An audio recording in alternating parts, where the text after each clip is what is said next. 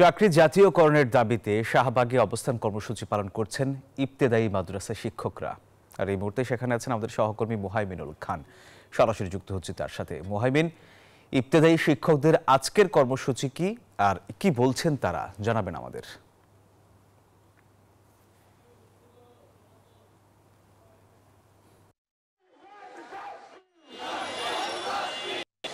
আমরা এই মুহূর্তে আছি কিন্তু আসলে চারুকলার সামনে, দেখতে পাচ্ছেন আজকে কিন্তু 10ম দিনের মতো তারা এখানে অবস্থান কর্মসূচি পালন করছেন এবং ইবতেদায়ী মাদ্রাসা শিক্ষার্থীদের কিন্তু বেশ কিছু দাবি ছিল, 6 দফা দাবি। তার মধ্যে একটি ছিল হচ্ছে 2008 সালে একটি ইবতেদায়ী মাদ্রাসা নিবন্ধন স্থগিত ছিল, সেটি কিন্তু প্রত্যাহার করতে হবে। এছাড়া রেজিস্ট্রেশন প্রাপ্ত কোডবিহীন মাদ্রাসাগুলো যেগুলো রয়েছে তাদের বোর্ড কর্তৃক কোড নাম্বার দিতে হবে।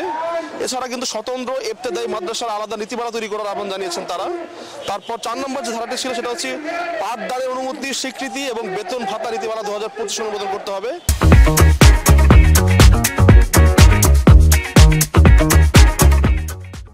তারপরে যে দফাটা ছিল সেটা কিন্তু ছিল প্রাথমিক বিদ্যালয়ের মতো অফিস সহায়ক নিয়োগের ব্যবস্থা করতে হবে।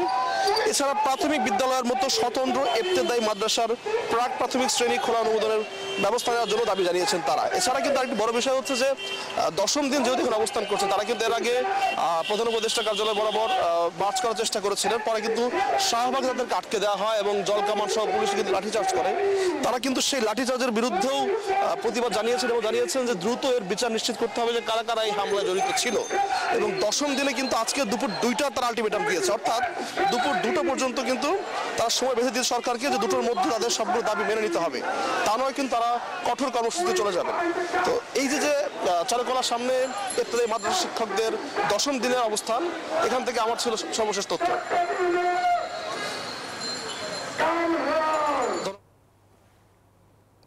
মোহাইমিন, আপনাকে ধন্যবাদ।